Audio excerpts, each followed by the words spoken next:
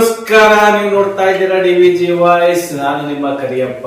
ಏನು ನಮ್ಮ ವಾಟಾಳ್ ನಾಗರಾಜ್ ಅವ್ರನ್ನ ಪೊಲೀಸ್ನವರು ವಾರೆಂಟ್ ಕೊಟ್ಟು ಅರೆಸ್ಟ್ ಮಾಡಬೇಕು ಅಂತ ಹೇಳಿದಾಗ ಆ ಸ್ಪಾಟ್ ಅಲ್ಲಿ ಇರ್ತಕ್ಕಂತ ವಾಟಾಳ್ ನಾಗರಾಜ್ ಅವರು ಪೊಲೀಸ್ನವರಿಗೆ ಮೊದಲು ಇದನ್ನ ಕನ್ನಡದಲ್ಲಿ ತಗೊಂಬಂದ್ ನನಗೆ ಕೊಡಿ, ನನಗೆ ಇಂಗ್ಲಿಷ್ ಓದಕ್ ಬರೋದಿಲ್ಲ, ಕನ್ನಡಕ್ಕೆ ಪ್ರಾಮುಖ್ಯತೆ ಅಂತ ರಾಜ್ಯ ಸರ್ಕಾರ ಬಡ್ಕೊಳ್ತಾ ಇದೆ, ಹಿಂದಿನೇ ತೆಗೆದಾಕ್ಬಿಡ್ತು, ಹಿಂದಿ ಕೌಂಟೇ ಇಲ್ಲ ಅಂತ ಹೇಳ್ತು.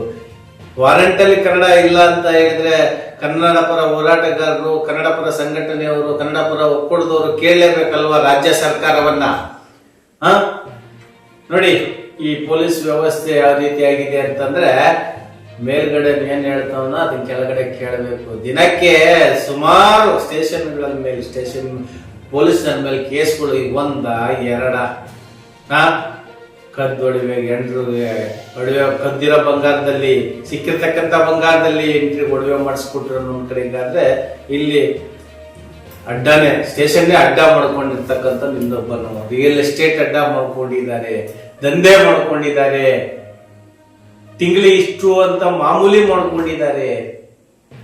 ಕಳ್ಳರಿಗೆ ಸಿಂಹ ಸ್ವಪ್ನವಾಗಿರ್ಬೇಕಾಗಿರ್ತಕ್ಕಂಥ ಪೊಲೀಸ್ ಇಲಾಖೆ ಇವತ್ತು ಕಳ್ಳರ ರೀತಿ ವರ್ತನೆ ಮಾಡ್ತಾ ಇದ್ದಾರೆ. ಕಳ್ಳರೇ ಬೇಕಾಗಿಲ್ಲ, ಇವರೇ ದೊಡ್ಡ ಕಳ್ಳರು ಅನ್ನೋ ಒಂದು ರೂಪಿಸ್ಲಿಕ್ಕೆ ಹೊರಟಿದ್ದಾರೆ.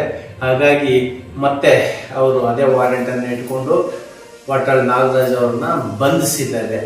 ಇಲ್ಲಿ KRS ಪಕ್ಷದವರು ಗೃಹ ಮುಖ್ಯಮಂತ್ರಿಗಳಾಗಿರ್ತಕ್ಕಂಥ ಪರಮೇಶ್ವರ್ ಹತ್ರ ಹೋದಾಗ ಪರಮೇಶ್ವರ್ ಹೇಳ್ತಾರೆ, ಅವಸರವಾಗಿ ಮಾತನಾಡಿದ್ದಕ್ಕೆ KRS ಪಕ್ಷದವ್ರು, ಇಲ್ಲ ಸರ್ ಅವ್ರು ಬಿಟ್ಟಿದ್ದ ಲೇಟ್ ಕೊಟ್ಟಿದ್ದು, ಅದಕ್ಕೆ ಮತ್ತೆ ಅವ್ರು ಹಾಕುವಂತ ಅವಾಜ್ಗಳು ನೋಡಿ ಯಾವ ರೀತಿ ಅವಾಜ್ಗಳನ್ನ ಹಾಕ್ತಾರೆ.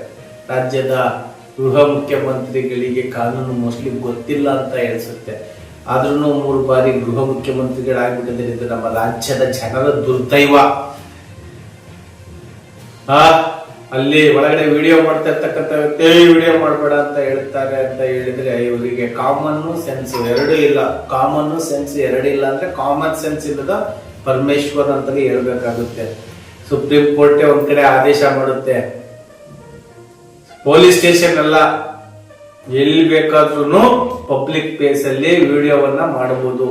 ಸರ್ಕಾರಿ ಕೆಲಸ ಅಂತ ಹೇಳಿದ್ರೆ ಜನಸಾಮಾನ್ಯರಿಗೆ ಉಪಯೋಗವಾಗಬೇಕಾಗಿರ್ತಕ್ಕಂಥ ಕೆಲಸಗಳನ್ನ ಮಾಡುವ ಒಂದು ಕೇಂದ್ರ ಕಚೇರಿ ಇದ್ದಾಗೆ, ಜನಸಾಮಾನ್ಯರಿಗೆ ಜನರಿಗೆ ಅನುಕೂಲವಾಗೋ ರೀತಿಯಲ್ಲಿ ಕೆಲಸ ಮಾಡೋದೇ ರಾಜ್ಯ ಸರ್ಕಾರದ ಕೆಲಸ. ಇಲ್ಲಿ ಗೊತ್ತಿಲ್ಲ ಪರಮೇಶ್ವರ್ ಅವರಿಗೆ ಗೊತ್ತಿಲ್ಲ ಅಂತ ಹೇಳಿಸುತ್ತೆ. ನೋಡೋಣ ಮುಂದಿನ ದಿನಗಳಲ್ಲಿ KRS ಪಕ್ಷ ಇನ್ನೂ ಯಾವ ಮಟ್ಟದಲ್ಲಿ ಹೋರಾಟ ಮಾಡುತ್ತೆ. ಯಾಕೆಂದ್ರೆ ಈಗ ಕರ್ನಾಟಕದಲ್ಲಿ ಅತಿ ಹೆಚ್ಚಾಗಿ ಹೋರಾಟ ಮಾಡ್ತಾ ಇರ್ತಕ್ಕಂಥ ಯಾವ್ದಾದ್ರು ಪಕ್ಷ ಅಂತ ಹೇಳಿದ್ರೆ KRS ಪಕ್ಷ.